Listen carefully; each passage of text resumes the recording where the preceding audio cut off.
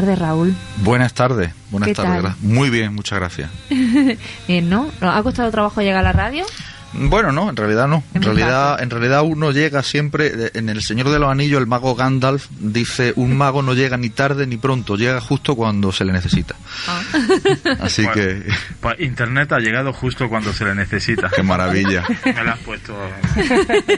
Es que tenemos aquí, me parece, dos aficionados forofos apasionados del Señor de los Anillos. ¿En serio, Miguel? Sí, soy un friki. Bueno, pues entonces me perteneces a mi club o yo al tuyo, da igual, porque yo soy un auténtico apasionado. Porque precisamente contiene muchos arquetipos del ser humano y del alma del ser humano. Ah, ¿sí? Claro, que hay que saber descodificar. Bueno, vamos a empezar con el tema. Ya vamos a meternos vamos a empezar a navegar en... A ver, todos tenemos un principio que nos lleva a empezar a investigar y, por ejemplo, en tu caso, a llegar al método arquetipo de Raúl Durán. ¿Cuál es tu punto de partida?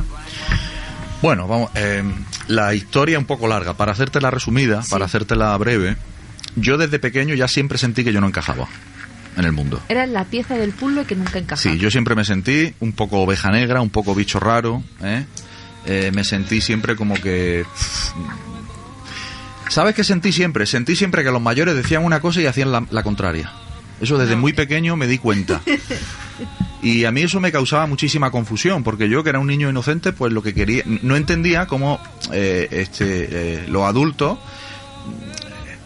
ya no solamente a nivel público, sino a nivel privado, o sea, se dice una cosa y se hace la contraria. A mí eso me causaba tremenda impresión. Y eso fue uno de los principales dolores que fui teniendo desde bien niño, ¿no? Como que estaba ahí, como que no entendía, ¿no? No entendía nada. En el colegio, en todos los ámbitos. Sí, sobre todo cuando te dicen los padres, no mientas, y los pillan en mentiras, pero una otra de por madre. Por ejemplo, ¿no?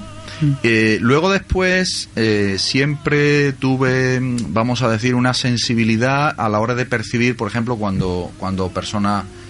o sea, yo tenía la habilidad, no sé por qué, pero de ver a la persona y saber si estaba mintiendo, o saber si era una persona buena o mala, si tenía buenas intenciones o malas intenciones. Eso era innato.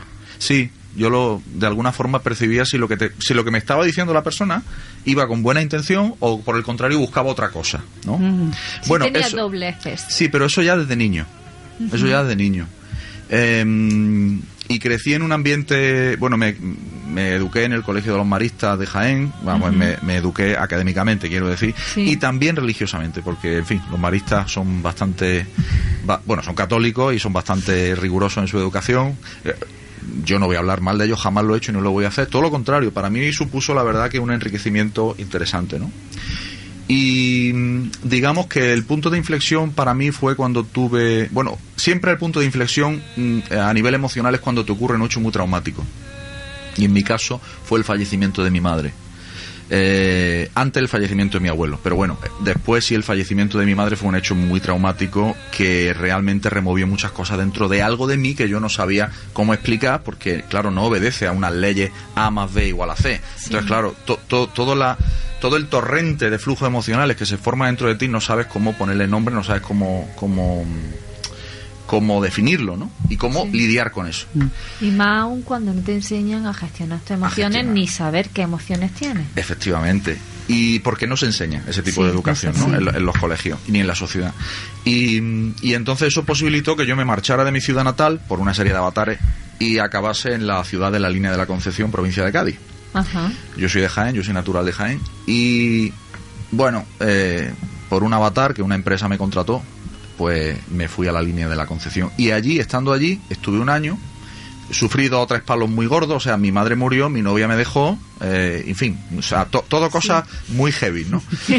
Y a la vez, además. Y estando allí, pues pasé un año, digamos, lamiéndome la herida y desquitándome, ¿verdad? Y entonces al cabo del año conocí a la que hoy es mi mujer, que está ahí, la tenéis detrás sentada. Y claro, que si no hubiera pasado todo lo anterior, nunca hubiera estado con ella, ¿no? También esto es muy bonito, ¿no? Pues esto lo ve a toro pasado, ¿verdad que sí? Y ya estando con ella, pues una noche sucedió un suceso que podríamos denominar sobrenatural, en la medida, bueno, sobrenatural. Un suceso que digamos que no es muy corriente, vamos a decir. Porque, una situación atípica. Sí, porque natural es todo. La verdad, la palabra sobrenatural no me parece que está bien empleada aquí, ¿no? Una situación atípica, sí, me parece mejor. Y bueno, a raíz de esa situación atípica, que, bueno, para resumirlo, fue un fenómeno en el que se movían muebles de la casa de un lado a otro, yo sentía presencias, ¿no?, alrededor de nosotros, veía incluso esferas de luz y tal. Pues claro, yo aquello es que yo no sabía aquello cómo ponerle. O sea, te crees que te está volviendo loco, ¿no? Sí. Y bueno, ahí gracias a Dios una persona me ayudó, una persona de Gibraltar, de donde mi mujer, pues me ayudó, Peter McKay. Desde aquí le mando un abrazo muy fuerte porque me ayudó mucho y consiguió que no me volviera loco. Y dio explicación a algo de lo que algo de lo que tiene explicación realmente. Algo que es común, lo que pasa es, como decíamos, hay sonidos, por ejemplo, los animales, los perros oyen determinados sonidos y los humanos no tenemos esa capacidad, y el que nuestros ojos no lo vean no quiere decir que no existan. Efectivamente. Entonces, bueno, si me preguntabas por el comienzo, ese fue el comienzo, pero luego, aparte, con 33 años tuve también una experiencia también muy potente, pero ya estaba en el camino. Y ya tenía una guía, en concreto la guía en ese caso de Peter McKay. Y ahí empieza a hacer formaciones. No, que va. Pasan muchas cosas antes. Pasan muchísimas cosas. Después de esto yo yo soy una persona, digamos, corriente, que tengo mi modo de vida corriente. Yo era un emprendedor, tenía una sociedad, un negocio inmobiliario. Y bueno, con la crisis del 2007 pues se acaba todo el tema inmobiliario, y entonces bueno, pues decidimos, ya veníamos barruntándolo, mi mujer y yo, retirarnos a la sierra, que nos fuimos a la sierra de Cazorla. Sí. Y bueno, fue la situación ideal. Entonces la vida me empujó. Las circunstancias nos llevaron para allá. Yo también enfermé de manera muy grave. Esto también fue un punto de inflexión muy serio, porque yo sufrí varias pancreatitis agudas seguidas. Sí. La pancreatitis de por sí es mortal de necesidad, sí, una. El 75% de las personas mueren. Y pues yo tuve como 6 o 7 seguidas. Sí, vamos. Sí. Aquí tenemos un testigo que lo puede corroborar. No dudo de ti, digo que me sorprende decir, joder, si es que... Me quedé como la radiografía de un silbío, que dicen aquí en Andalucía. Me quedé hasta en 50 y pico kilos, porque claro, no podía comer de nada. Y entonces fue todo un avatar de un proceso de debilitamiento de mi cuerpo físico, que luego a la postre, años después, entendí para qué servía eso. Claro. Que ahora, si queréis, entraremos en eso, en la tecnología del cuerpo y del alma, ¿no? Vale. Pero claro, en ese momento tampoco entiendes nada. Entiendes que bueno, que qué me está pasando y que quiero que se arregle, ¿no? Todo el mundo quiere que se le arreglen los problemas, ¿no? Sí. Y bueno, ese fue un punto de inflexión también muy importante. Y bueno, ahí fueron un poco los comienzos. A partir de ese proceso de enfermedad, ahí empiezo a formarme. La vida ya te sacudió de tal manera que te quitó tu negocio, te quitó tu manera de vivir típico, y dijo, no, ya es que te tiene el momento. Sí, a base de palo, fundamentalmente. Sí. Y entonces en ese momento fue cuando yo ya... pero por una necesidad personal, no, o sea, era muy claro para mí, yo tenía un vacío, y yo lo que quería era llenar ese vacío de algún modo. Entonces empecé a formarme buscando respuestas que la ortodoxia dominante no me daba. Sí. Entonces eso fue lo que me empujó a formarme en otras cosas, en donde yo no sé si estaban las respuestas o no, pero por lo menos me daban otras respuestas. Y bueno, es el proceso que supongo tenéis todos los buscadores, o tenemos todos los buscadores, ¿no?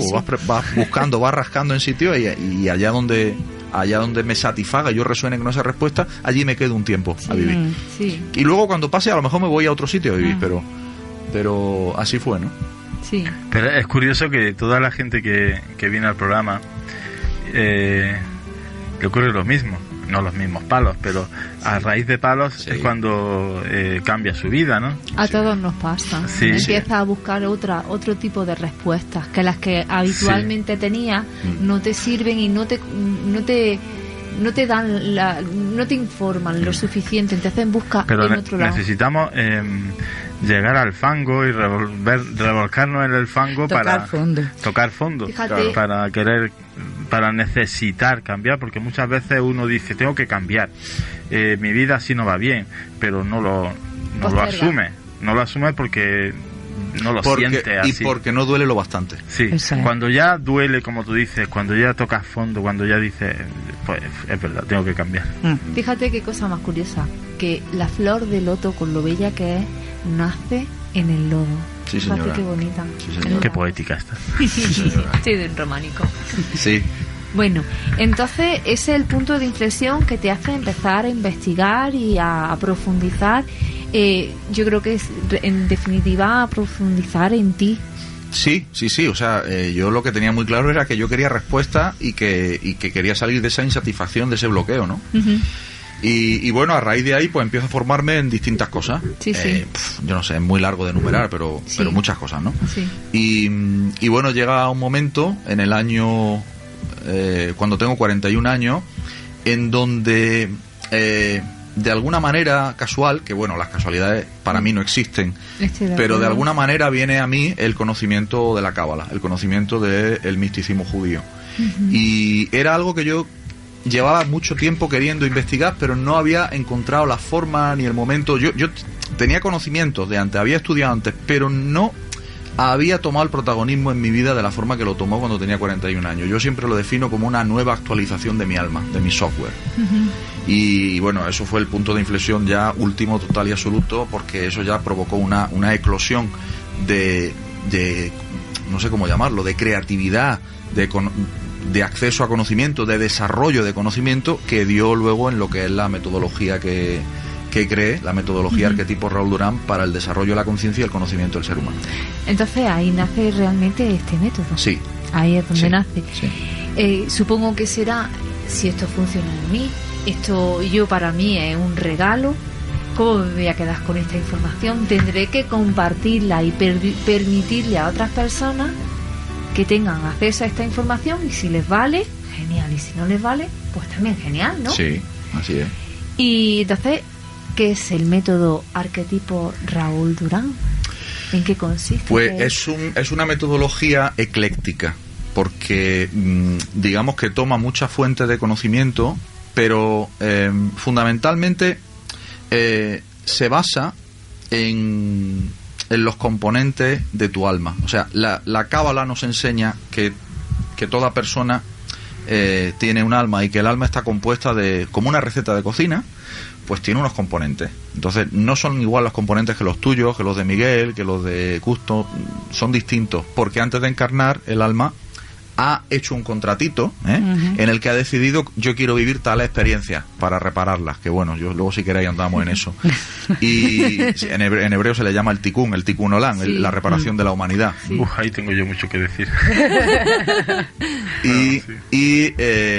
Entonces, claro, de ahí se deriva un hecho que es el que me lleva, una de las bases fundamentales de mi metodología, que ese tikkun, que ese equipamiento de serie que tú traes al nacer, pues hay forma de conocerlo con exactitud y además de potenciarlo, para que deje de funcionar en piloto automático y pase a funcionar en piloto manual. ¿Por qué? Porque cuando funciona en piloto automático está funcionando siempre en modo rigor, en modo dolor, en modo palo, aprende a base de palo. Entonces, según tú, normalmente la persona funcionamos normalmente, y vamos a homogenizar en modo piloto automático. Sí, todo el mundo. Excepto aquellos que estudian la tecnología de la realidad, es decir, las leyes precisas del alma y de la interacción del alma con el cuerpo y del cuerpo con la realidad, que son las leyes de la Cábala, fundamentalmente. Y bueno, esa es la base del método. Entonces, claro, sabiendo, por ejemplo, la fecha de nacimiento de la persona o su nombre, son indicativos de su tikkun. Porque también se enseña en los estudios de la Cábala que el nombre es insuflado por Dios a los padres para que los padres lo pongan. No os creáis que ponéis el nombre a vuestros hijos. Son las propias almas de vuestros hijos las que os dicen al oído: pon este nombre a este niño. Porque ese nombre tiene una serie de valores numerológicos, gemátricos, que están explicando una determinada medida de conciencia. Medida de conciencia no en términos cualitativos, no cuantitativos, sino cualitativos, porque en el mundo del alma no hay cantidad, pero sí hay calidad. Y hay cualidades, Hay cualidades, correcto, pero no hay cantidades. Lo que pasa es que entonces la numerología es precisamente la ciencia para poder medir la conciencia. Eso sería la definición de numerología. La ciencia para poder medir la conciencia. Qué bonita. No había escuchado esta... En términos cabalísticos se la llama gematría, en realidad. Numerología es un término más occidental, pero el origen de la numerología está en la gematría, que en realidad son la asignación de valores numéricos a las letras. Eso, sí. Entonces, porque eso en el idioma hebreo, por ejemplo, es de la forma en que funciona, está codificado así. Tú tienes el alfabeto hebreo, que son 22 letras. Está escrito que el mundo está compuesto de esas 22 letras. Se creó con esas 22 letras, que no son letras, sino que son recipientes de inteligencia divina. Entonces son los, de inteligencia divina. Entonces son los ladrillos de la creación. Son 22 cualidades combinadas en diferentes combinaciones. Y eso es lo que crea la realidad que nosotros percibimos. ¿22 cualidades o 22 arquetipos? Son 22 arquetipos. Vale. Correcto, pero pero cada arquetipo corresponde a determinadas cualidades. Vale. Y entonces, ¿cómo se traduce al nombre, por ejemplo, un nombre español? A nivel práctico, ¿no? A nivel práctico, claro, porque el alfabeto hebreo son 22, pero el español... Pues te explicaré cómo yo lo hago. El nombre en esta metodología, en la cábala, pero y esa parte de la cábala, por supuesto, yo la asumo, ¿no? Siempre para hacer este tipo de análisis hay que hacerlo escrito en hebreo. Entonces lo escribe en hebreo, no pasa nada. Y en hebreo el nombre a hebreo. Sí, no una pasa cosa, nada. pero el nombre tiene que ser nombre completo o nombre con el que tú te sientes identificado. Por ejemplo, imagínate María José, pero María José se siente identificada con María o con José. O yo, por ejemplo, Custodia, me siento identificada con Custo. Sí, pero esto es como la matrícula del coche. Sí. Tu matrícula de coche es 6089 BBC, por ejemplo. Y dices tú, no, pero es que yo me siento identificado nada más que con BBC. Yo con 6098 no me siento identificado. Perdona, es tu matrícula. Todo. Vale. No sé si me explico. No, quería hacer esa matización para aquellas personas que no sé, que quieran ir, que sepan, tengan información. Claro. Entonces, bueno, y de hecho cuando las personas vienen a consulta o hacen la formación con nosotros, datos fundamentales, por supuesto, y siempre les preguntamos, nombre, fecha de nacimiento, mucha gente no sabe. ¿Apellido, no? Sí, también. Nombre, apellido. Lo que pasa es que el nombre tiene un poder arquetípico más potente que los apellidos. ¿Por qué?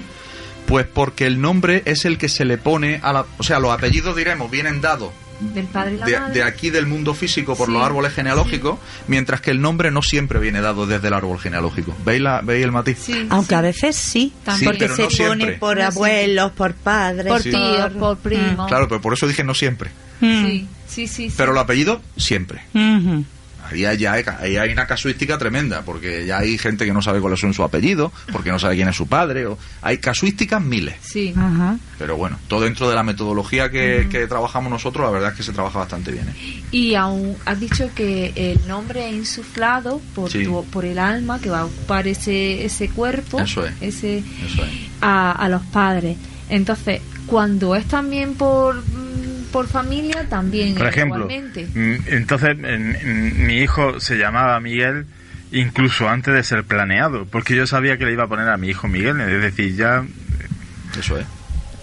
Es que tenemos que cambiar y yo también me llamaba Miguel antes de nacer, porque mi padre se llamaba Miguel. Sí, porque lo que tenemos que entender es que las letras, los sonidos, vamos a ver, el ser humano tiene una cualidad que no tiene ningún otro animal ni ser sobre esta tierra, sobre este planeta Tierra, que es, somos un ser parlante y además utilizamos un lenguaje articulado. Esto lo damos por hecho, esto es muy grave, no nos paramos a pensar, pero es que el lenguaje viene del alma, es decir, nuestro nivel de alma nos permite implementar un sistema de comunicación, lenguaje articulado, y lo damos por hecho. Pero claro, eso tiene un poder tremendo. Es que en la Torá está dicho, Bereshit bara Elohim, quiere decir que el Señor creó con la palabra. Ay, perdón. Dale el golpe porque... Lo siento, pero es que me apasiona. Entonces... Se me olvidó decir. Juan está colorado. Sí. Bueno, qué pasada. Y entonces, el nombre y tus apellidos te van a dar unas cualidades. Eso es. ¿Y qué pasa? Una pregunta antes. ¿Qué pasa a aquellas personas que tú dices, yo van a nacer mi hijo, por ejemplo, y le voy a poner Prenganico, pero no, y al final le pones otro nombre que no tenías planeado?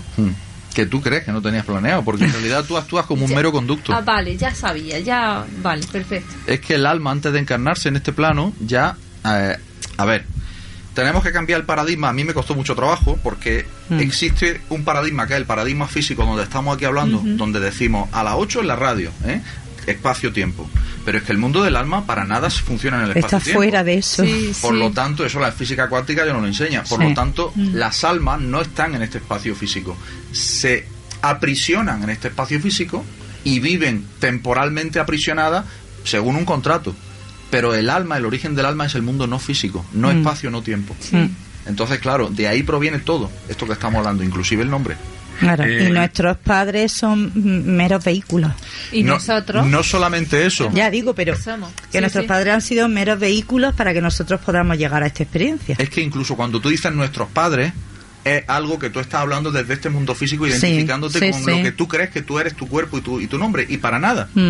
Porque si tú lo ves desde fuera, y nosotros cuando, por ejemplo, cuando enseñamos a nuestros alumnos y cuando hacemos las prácticas, yo le enseño siempre a los alumnos lo mismo. Estamos dibujando en un folio en blanco, y un folio en blanco, cuando dibujamos en él un árbol genealógico, es un espacio cuántico, inmediatamente. Yo no estoy dibujando personas, jamás. Esto lo dejo claro, cuesta mucho entrar en ese paradigma. Yo estoy dibujando información. La información no tiene espacio ni tiempo. ¿Veis la diferencia? Sí. Entonces, claro, ahí es donde se producen los cambios, ahí se produce el clic en la conciencia de la persona, ahí se actualiza el alma, porque le estoy dando al alma el propio alimento que el alma necesita, su propia vitamina. ¿Entendéis? Le estoy hablando en su idioma.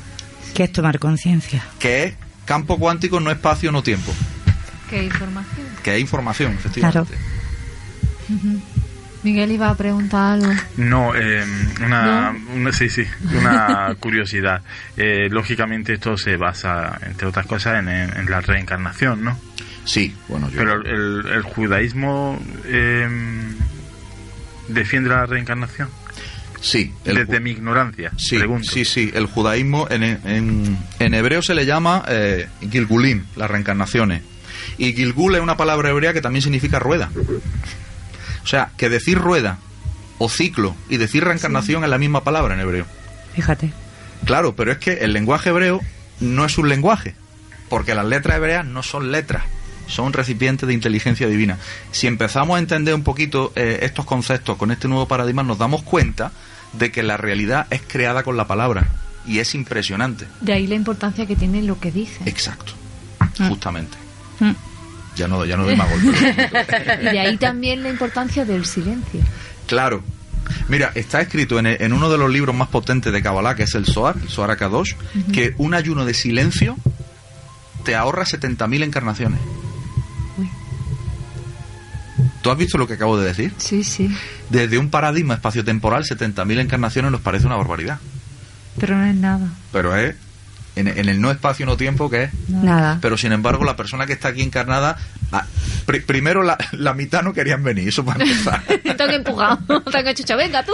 Como cuando segundo, hay algunos que están aquí están deseando irse también, ¿no? Sí, también. Sí. Entonces, claro, imagínate una condena de 70.000 encarnaciones. Eso es lo que es el significado verdadero del infierno. El infierno no es un lugar como ha inventado el cristianismo, como han inventado otras religiones, y no estoy juzgando, ¿no?, a ninguna religión, pero el infierno es realmente la infelicidad y el sentimiento de bloqueo, de pérdida, de frustración, de insatisfacción que tú tienes en este mundo físico. Eso se llama infierno. Sí, las situaciones que te llegan a vivir. Bueno, hemos estado hablando eso de los arquetipos, Sí, que dices que hay 22 arquetipos. Sí, porque hay 22 letras hebreas Exactamente. en el alfabeto hebreo. ¿Y qué características tienen y cómo nos pueden influir? Porque claro, en el nombre de una persona o en el número en la fecha de nacimiento habrá unas recetas, ¿no? Bueno, si queremos hacemos un experimento aquí, ¿te parece? María José, conejilla de India. Sí, Entonces tú, por ejemplo, María, ¿no? Sí. Mira, yo escribo María en hebreo, y María en hebreo se dice, bueno, empieza por la palabra mar, y mar significa amargura en hebreo. ¡Hala! Amargura. Entonces, claro, el arquetipo que porta el nombre María, pues ya verás, casi todas las de España que van a acompañar de María. Precisamente es a donde quiero llegar. El arquetipo de María, precisamente, fijaros, hay un arquetipo primero muy instalado en nuestra cultura, en nuestro inconsciente colectivo religioso, y por tanto social, porque claro, no olvidemos que Iglesia y Estado son indisolubles, todavía hoy lo son, no quiero abrir ese melón, pero no, mejor comamos otra cosa. Pero hay un arquetipo muy potente donde el sistema educativo ha estado dominado por las instituciones religiosas, ¿no? Entonces, claro, hay un arquetipo de María, la madre de Jesús, sufridora, amargura, o sea, ya sacrificada, sacrificio, etcétera. Entonces, bueno, de tener que sufrir los dramones más grandes del mundo, de ver morir a su hijo, de tener que exiliarse luego después, o sea, un drama absoluto y total, de tener que casarse con un señor muy viejo o no, porque tampoco se sabe bien la historia, pero bueno. En definitiva, de tener que dar a luz en una cueva, de tener que salir en burro, o sea, unos dramones, claro, si lo lees a nivel literal, te parece y sentirse una novela. Claro, y si lo lees a nivel literal, te parece que eso es un... ¿Esto qué es? Esto es un infierno, ¿no? Lo que pasa es que todas las historias que cuentan tanto la Torá como también los evangelios, pues están escritas en código. Y la cábala es la ciencia que descodifica esos códigos. Entonces, volviendo al tema de tu nombre, en nuestro inconsciente colectivo, como país, como cultura, pues María es la amargura. ¿Por qué? Porque ya es que la palabra hebrea ya te lo está diciendo, lo que significa. Aparte de eso, la letra, la palabra María en hebreo se escribe con dos letras, que son una mem y una resh. Para nuestro alfabeto, una M y una R. Entonces, la mem tiene una gematría de 40. ¿Ok?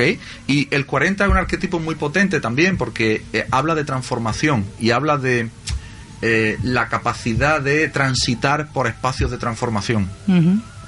La capacidad de transformarte a ti misma. ¿Ok? Sí. Sería la men. La letra men también habla de la madre. Porque está asociado al elemento agua y por lo tanto habla de esa dulzura, de esa tremenda misericordia. Fíjate, en hebreo el misericordia se dice rahamim, que acaba en mem también, y habla de la misericordia que tiene una madre para con su hija. O sea, aquí solamente las que sois madres podéis entender la misericordia tremenda que puede tener una madre con su hija, con su hijo, ¿no? Eso no se puede entender desde ningún otro punto de vista. Entonces, ya tienes en el arquetipo de tu nombre varios elementos, ya estamos desgranando varias cualidades. Y es ver con cuál me quedo, cuál potencio, cuál acallo, ¿no? Pero lo interesante es, si tú, por ejemplo, vinieras a verme a mí o cualquier miembro de mi equipo para tener una sesión de orientación y luego decidir a partir de la sesión de orientación qué hacer, si quieres profundizar o si te causa, dice, bueno, esto mejor lo dejo, que me va bien. Pues lo primero que tendrías que plantear sería una situación en tu vida que realmente quieras transformar o que quieras mejorar. Entonces, a partir de un motivo concreto de consulta, empezamos a tirar de un hilo y empezamos a ver cómo, de manera estratégica y estudiando tu arquetipo, podríamos ayudarte a potenciarlos, a elevarlos, que digo yo, a hacerlos buenos. Porque si no lo haces bueno, funciona en piloto automático. Vamos a hacerlos buenos. Es decir, no hay que buscar ninguna otra cualidad que no tengas tú. Ya. Vamos a ver las que ya tienes. Tengo las que necesito para llegar a donde quiero llegar. Correcto. Lo que pasa es que a lo mejor no sabes potenciarlas o no las has visto, no las sabes utilizar. Y esa es otra de las grandes lecciones, María José, que yo aprendí a lo largo de mi año de formación y vitales, ¿no? Sí. Que solos no podemos. O sea, la persona que todavía crea, si es grave la situación, ¿no? Que puede transformarse sola, es porque todavía necesita sufrir un poco más. Todavía no duele lo bastante. Yo estoy de acuerdo contigo. Y yo, por ejemplo, he tenido muchísimos maestros. Sí. Es que hacen falta los maestros. Sí, hacen. Y hablo de todos ellos maravilla y les tengo veneración. Sí. Y mi mujer lo sabe, cada vez que tengo oportunidad los menciono. Porque para mí han sido clave. He mencionado antes a Peter McKay, pero podría mencionaros a Ramón Resino, el director de Laura La Montera en Sevilla, podría mencionaros a Antonio Blay, podría mencionaros a Enrique Corbera, con el que también estudié y formé parte de su equipo, y le estoy agradecidísimo. Un besito para todos ellos, muy grande, desde aquí, desde Granada, desde Albolote. Y es lo que decía, ¿no? O sea, es que solo te pierdes, no tienes la disciplina del estudio, la vorágine de la vida hace que la metafísica se te vaya por la esquina a los 10 días. Y la voz de la experiencia también, muy importante, porque cuando tú tienes una experiencia tratando a personas, trabajando, esa experiencia por mucho que tú tengas muchos conocimientos, esa experiencia está hablando, porque tú has tratado con gente y no solo aprendes de lo que tú has vivido, sino lo que has compartido y lo que has visto, que yo ha vivido otras estudio personas. a mis consultantes, estudio a mis pacientes, bueno, pacientes no es la palabra, pero... sí, a la gente que va a la gente que ha estudiado conmigo, yo los estudio a ellos, entonces yo saco conclusiones, o sea, yo llevo vistas miles de personas en los más de 10 o 15 años que llevo acompañando. Y eso es un grado. Eso es un grado porque te ayuda a poder ayudar mejor a los que vienen ya detrás. Y a encajar piezas que en algún momento se quedan ahí perdidas. Yo estoy de acuerdo contigo que solo no podemos, aunque nos creamos. Habrá momentos que tengamos que estar solos porque sea un momento hay cosas que se pueden hacer solas. Sí, no, pero hay momentos que tú necesitas ese impasse porque no está en el momento punto, es como la fruta, no está en el momento punto de maduración para todos esos conocimientos hacerlos tuyos o que se queden impregnados en ti. Completamente de acuerdo. Sí, eso la experiencia me lo ha enseñado. No solo para que se queden impregnados en ti, sino que muchas veces tenemos muchos conceptos que se quedan muy mentales y tenemos como que hacerlos carne. Pasar a la acción. Exactamente. La mayoría de la que gente sea no biológico, pasa a la acción, claro. ¿No? Que ya lo tengas integrado en ti. Pero María José, es lo que estábamos comentando antes. Tú solamente vas a pasar a la acción. Es que claro, podría poneros incluso casos de la semana pasada, porque yo veo cuando la vida te lleva. Es que yo veo esto todos los días, imaginaros, o sea, todos los días lo estoy viendo. Personas que de un momento te buscan porque están como muy desesperadas, tienen mucho dolor, de pronto les propones, venga, vale, ok, te ayudo, vamos a hacer una estrategia, vamos a trabajar y tal, y en el último momento se echan para atrás. ¿Por qué pasa esto? Eso es. Pues porque todavía no les duele lo bastante. Yo creo que también y no son capaces de comprometerse. Grande. Pero cuando hablamos de miedo no hablamos de un miedo biológico. Entonces aquí sí que me gustaría hacer una parte. Sí. Nosotros somos información. Entonces la información... No sé si habéis visto la película Matrix. ¿Conocéis Matrix? Sí, bueno, sí. Digo porque nos sirve como símil, ¿no? Entonces, nosotros lo que creemos que somos... Lo que yo creo que soy yo, no soy yo. Es decir, yo no soy mi cuerpo ni soy mi nada. Quiero decir, yo soy mucho más, yo soy mi alma. Pero claro, mi alma es inconmensurable, ni la puedo medir, ni la puedo nombrar, ni la puedo definir, ¿verdad? Entonces, claro, ¿cómo hago yo para realmente poder darle fuerza a esa alma y que sea el alma el que tome control del mundo físico y de mis eventos? Esta es la clave. Y este es el objeto de todos los estudiosos cabalísticos a los que consagran su vida, que es alimentar el mundo del alma para que sea el jinete el que domine al caballo, el cuerpo, y no el caballo el que vaya por donde le da la gana de boca. Cuando digo cuerpo también digo eventos físicos. Sí. Porque cuando tú potencias tu arquetipo eres capaz también de crear tus propios eventos, porque conoces los potenciales y tomas decisiones diferentes de las que tomabas. Entonces realmente... ¿Me explico? Sí. Realmente es que te conozca a ti mismo. Exacto. Conócete a ti mismo. No a ti mismo sino el pack que llevo dentro. Exacto. Ese alma. El equipamiento de serie. Sí. Tú te compras un coche y tiene un equipamiento de serie, y entonces claro, yo por ejemplo cuando me compré mi coche, oye, yo no sabía que ahora los coches, fíjate, ¿no? Yo no sabía que los coches traían una historia aquí en el lado que le da y te mantiene la velocidad de crucero. Y estuve 2 años como un tonto con pisando el acelerador. Claro, si nadie me explicó el equipamiento de serie, no podía usarlo. Hombre, también tenía el manual de instrucciones. Correcto. Eso se llama la cábala. El manual de instrucciones del hombre. Me lo ha puesto para que yo lo diga. Claro. Y eso es lo que la metodología que yo he desarrollado, la metodología arquetipo Raúl Durán, desarrolla, pero de una forma, como apuntaba María José, muy sencilla, muy práctica, muy al grano y muy de acción. Esta es la diferencia. O sea, lo que yo creo que honestamente he podido aportar es darle concreción y sobre todo generar resultados tangibles en las personas que han realizado un proceso de transformación conmigo. Y los resultados son espectaculares. Entonces, los arquetipos, no todas las personas tienen esos 22 arquetipos. No. Cada uno tiene su pack de serie. Claro. Que puedes coincidir con personas que tengan alguno de los arquetipos coincida. Sí. Eso. Sí, pero ¿qué pasa? Que al tener tú un pack particular y al tener otra persona un pack particular, aunque tengáis arquetipos comunes, la combinación de ellos, como la sinergia, genera inteligencia, egregores distintos, es decir, identidades distintas. Sí, ¿me explico? Sí. Es como, por ejemplo, cómo funciona el aceite con el agua y el aceite con el vinagre, por ejemplo. Perfecto, exacto. Entonces, claro, el gazpacho lleva aceite de oliva. Pero yo qué sé, pero la tortilla de patatas también lleva aceite de oliva. ¿Los dos llevan aceite de oliva? Sí. Pero es que no tiene nada que ver un gazpacho con una tortilla de patatas, son cosas diferentes, ¿veis? Y llevan los dos ingredientes. Entonces ahí entendéis quizás mejor la metáfora de que las letras hebreas son los ladrillos de la creación, los arquetipos son los ladrillos de la creación, son los mismos ladrillos, los mismos 22 componentes, pero que combinados de manera muy diferente dan lugar a infinidad de combinaciones. Normalmente en las palabras hebreas las raíces son de 3 letras. Imagínate por estadística la cantidad de combinaciones que puedes hacer, y algunas son de 4 letras. Hay de 2 hay, pero muy pocas, ¿no? Entonces, bueno, es que ahí hay mucho de qué hablar. El propio Sefer Yeshira, perdona, ya acabo, sí. Que es uno de los libros más básicos de la Kabbalah, nos dicen que existen 231 puertas. ¿Por qué? Porque matemáticamente te da las posibilidades de combinaciones de las 22 letras del alfabeto hebreo en combinaciones de A2. Solo en combinaciones de A2 hay 231 combinaciones, llamadas en la Kabbalah las 231 puertas. ¿Puertas de qué? De conocimiento. ¿Qué conoces? Pues en cada combinación vas a conocer algo. Sí. Pues imagínate si son de 3 o si son de 4 letras. ¿Me explico? Sí, las combinaciones ya son infinitas. Muchas más. Infinitas. No iba a decir nada, simplemente iba a mirar la hora para llevar un control. Pero a mí me dejáis hablar y vamos. Sí, nosotros, pero eso es lo que nosotros queremos, que la gente que nos está escuchando y nosotros enriquecernos. Muy bien, muchas gracias. A ver, y entonces la Cábala utilizamos el nombre.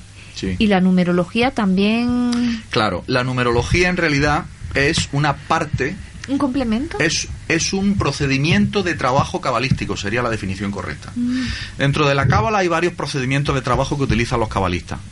Por ejemplo, uno de ellos es la gematría o numerología, que la gematría es la asignación de valores numéricos a las letras. Y claro, entonces cuando yo hago con tu nombre o con las 2 primeras letras de la raíz de tu nombre, que es Mar, por ejemplo, ¿no? Le asigno valores, pues la res vale 200, la men vale 40, pues me da 240. Ya tenemos una medida de conciencia.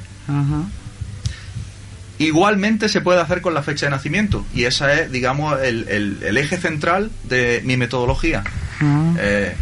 Con la fecha de nacimiento se desarrollan una serie de posiciones dentro de un diagrama de la persona, que yo denomino el DAP, el diagrama de arquetipo de la personalidad, y depende en qué posición esté cada arquetipo, tiene unas cualidades, otras indica qué debilidades tiene, indica en qué eres más fuerte. Entonces, claro, la estrategia a mí yo la vi muy fácil enseguida, porque dije, hay que invertir donde la persona es más fuerte primero para fortalecerla. Sí, usar los puntos fuertes. Y luego después ya iremos a donde está más débil. Pero vamos a usar los puntos fuertes, punto 1.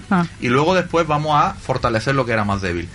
Y eso forma parte de mi metodología, vamos, lo tengo muy claro. ¿Y qué tiene que ver con el árbol de la vida? Eso ¿o no? es lo que va a decir. Y con el árbol genealógico también.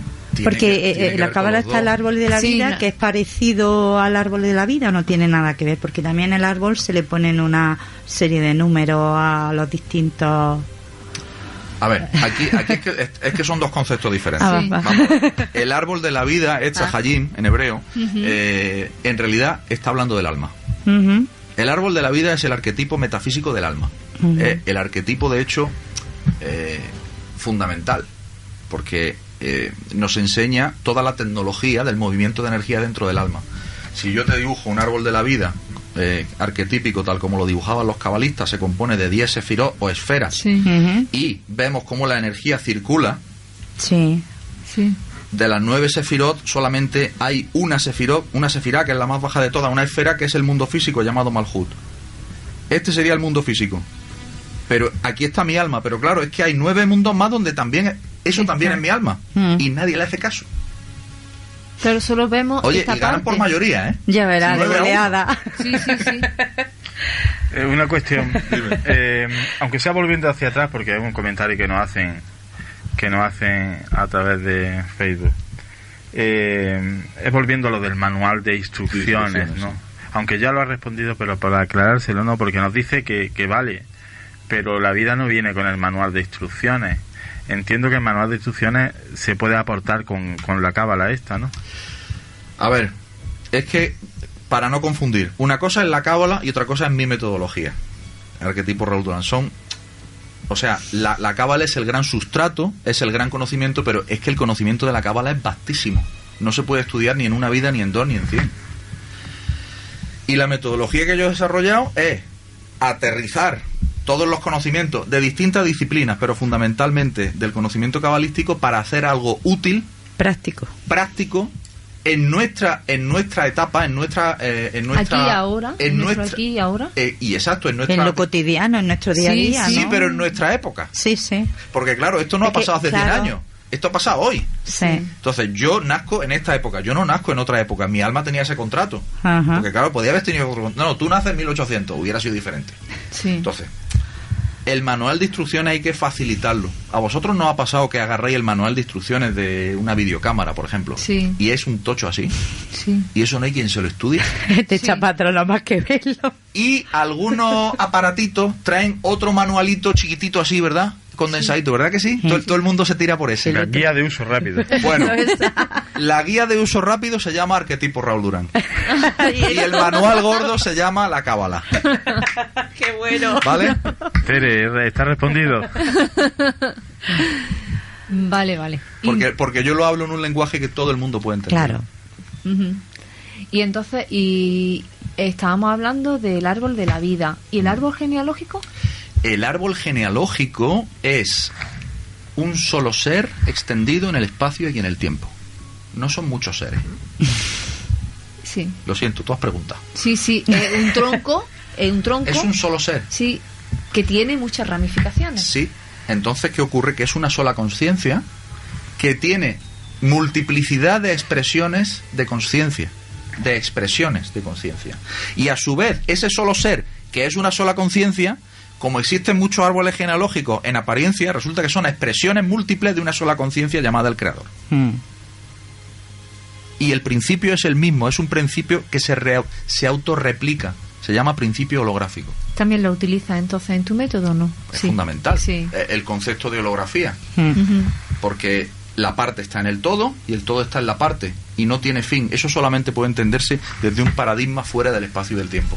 En el espacio y tiempo tú no puedes comprender que el todo está en la parte está en el todo. Y que y puedes acceder en cualquier sitio del espacio a toda la información que hay disponible. Traducido de otra manera, que la gota de agua lo contiene todo. El océano entero. Efectivamente. No importa el tamaño. Cuando yo te hablaba antes de las letras hebreas, ahora me entendéis cuando yo decía son medidas de conciencia, de calidad, no de cantidad. Es que no tiene sentido hablar de cantidad. Por eso da igual la gota que el océano. Tiene la esencia y ya está. Efectivamente, la esencia es lo que importa. Oh, qué bonito. Bueno, y hemos dicho... No sé si he respondido, creo que sí, ¿no? Sí. Más o menos. Yo sí... ¿Miguel iba a decir algo? No. Yo creo que sí, que lo ha respondido hasta ahora. Yo pienso que también. Bastante bien. Bueno, ¿y a qué venimos a este mundo? Porque has estado hablando del contrato ese que firmamos. Tú estás haciendo la pregunta y ya te estás riendo. Me estoy riendo. Porque es que yo creo que cuando firmé dije, venga, vamos, que me va la marcha. Firma. Vamos a ver. Te voy a dar una respuesta tal como lo siento ahora en este momento, que me hacen la pregunta. Sí. Venimos a este mundo para tener la oportunidad de revelar secretos que solamente existen en este mundo físico. A ver, yo eso ya Qué no... chulo, venga, ábrelo más, explica. No, me he quedado ahí. Sigue. Necesito más. Los grandes sabios de la Kabbalah explican que la verdadera misión que tiene todo ser humano que se encarna en el mundo es estudiar la Kabbalah. ¿Pero qué significa la Kabbalah? Estudiar los secretos de la tecnología del alma y el cuerpo y de la interacción de ambos, es decir, del mundo físico y no físico. Es decir, estudiar la tecnología de la realidad, el manual de instrucciones. Este tiene que ser el objetivo y eso es lo que todos firmamos arriba. Ahora pasa una cosa. Cuando tú estás arriba haciendo el pacto con el Creador, y oye, esto es una forma de hablar metafórica, sí, no es así para nada, sí, claro. porque nuestra conciencia no es capaz ni de concebir algo, o sea, cómo sería en realidad, ¿no? Pues el Creador lo que hace es que te da las opciones para que tú saques el mayor provecho posible a tus visitas a este espacio-tiempo. Entonces te pone en bandeja y te dice, vamos a ver, tú tienes que reparar esto, lo otro, lo que sea, ¿no?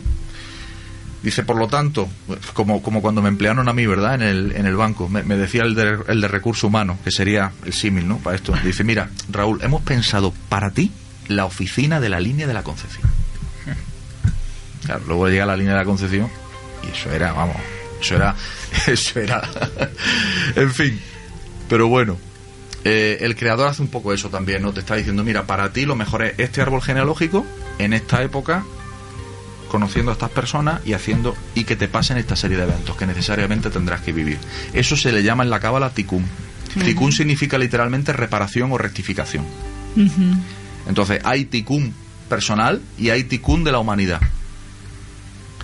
El tikkun de la humanidad se llama tikkun olam y el tikkun personal es tu propio tikkun, es decir, lo que tu alma singular ha venido a reparar aquí. Entonces, ¿para qué nos encarnamos? Para revelar secretos que solamente existen aquí, para que te hagan comprender para qué te encarnaste.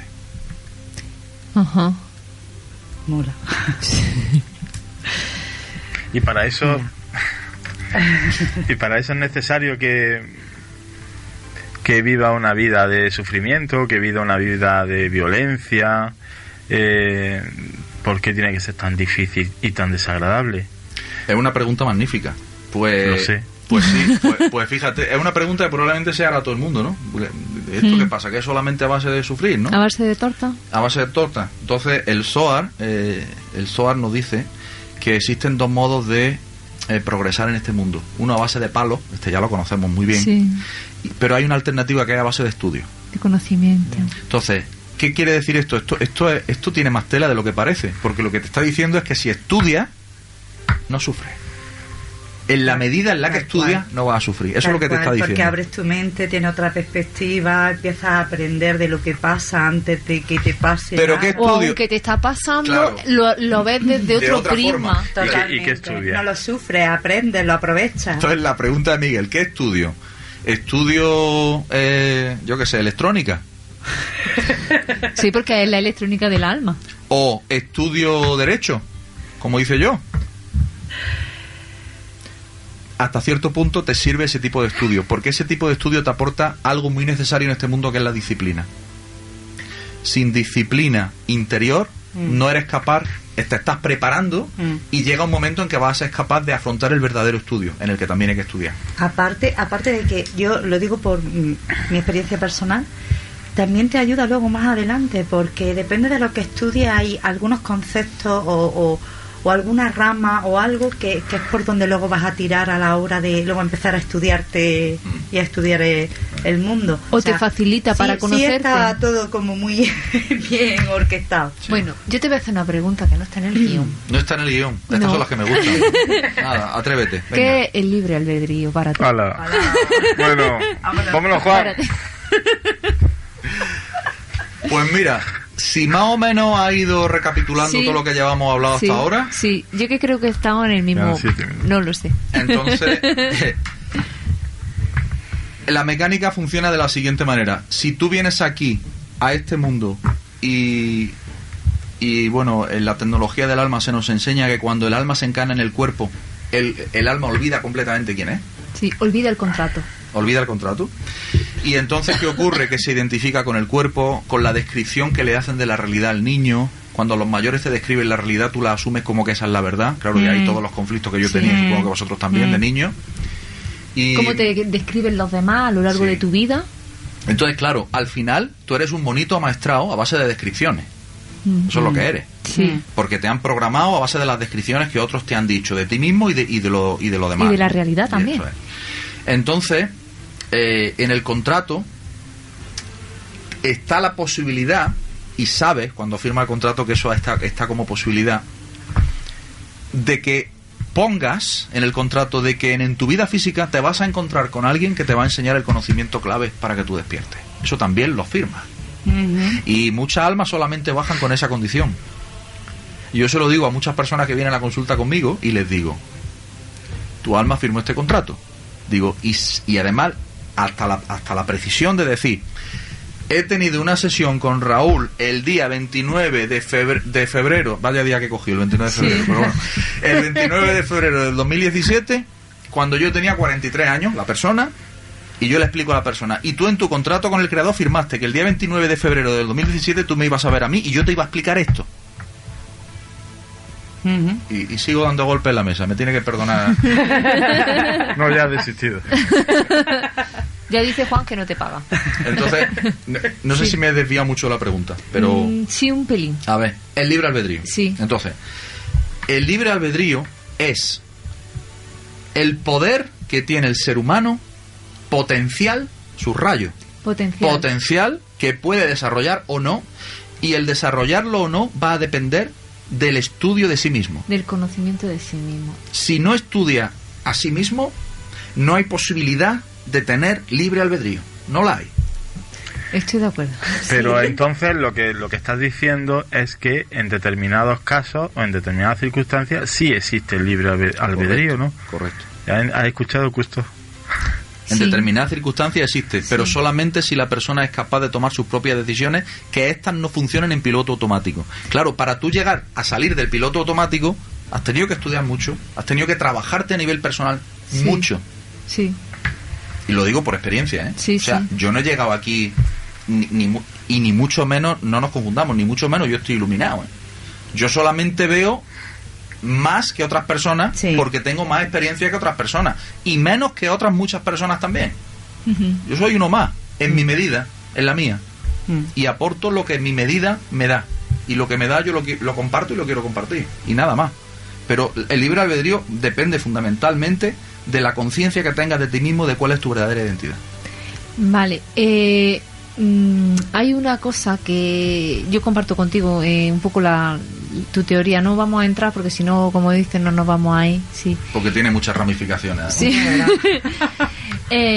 Pero estamos mutando a cada momento, estamos cambiando a cada momento. Nos estamos actualizando a cada momento. Vale. Sí. Eso es lo que yo quería escuchar. Tú eres software y el software se actualiza. ¿A ti no te pasa que estás delante de tu ordenador y de pronto te aparece una actualización? Pero tienes que darle a actualizar. Ahí no, a veces te saltan automáticamente. Y otras veces te actualiza automático. El automático. Sí. Ahí, cuando estás consciente o un poco más despierto, entonces eliges qué quieres actualizar y cómo quieres actualizar. No, y hay veces que te actualizas sin tú elegir lo que te hace esa actualización porque es necesaria para tu... Porque también forma parte del contrato. ¿Te pongo un ejemplo? Venga. Mira, por ejemplo, una operación con anestesia. Las operaciones con anestesia, el alma sale del cuerpo. Sí. Cada vez que el alma sale del cuerpo se actualiza. Esto quiere decir que cada vez que sale el alma del cuerpo sufre una actualización. Por ejemplo, cada vez que nos vamos a dormir. Esas son pequeñitas actualizaciones diarias. Sí, sí. Pero actualizaciones ya más heavy, más gordas, más potentes, de las que cambian el ticún, de las que modifican tu ticún, por lo tanto, de las que te pueden facilitar el libre albedrío. ¿Me seguís? Sí. Estas solamente suceden cuando hay que entrar en la página a la Minos y a Sandra Wallman, que está en Holanda, porque ella es holandesa ahora, pero ha tenido que salir de viaje. Y un saludo muy cariñoso también, y por supuesto a Daniela, mi mujer, que también forma parte del equipo. Entonces somos un equipo de 5 personas que estamos creciendo y estamos haciendo posible expandir este conocimiento, este manual de instrucciones breves. Ya me lo voy a apropiar más. Guía de uso rápido. Bueno, yo ya le he puesto otro sinónimo y nada más, y estamos encantados de poder hacerlo, ¿eh? De verdad que sí. O sea que estamos muy felices. Así que nada, en la página web. Muchas gracias, Raúl. Muchas de nada. Por venir, por abrirnos esa parte de tu alma, compartirla con nosotros y con todas las personas que nos acompañan. Y bueno, que te esperamos aquí siempre que quieras, que esta es tu casa, que eres de la familia Era Acuario, porque esta es una familia que la componemos todos, las personas que nos oyen, vosotros que aportáis y nosotros. Así que cuando quieras, ya sabes, aquí estamos. Pues muchísimas gracias, te tomo la palabra y digo una última cosa brevemente. Es curioso el título del programa, ¿no? Era Acuario, porque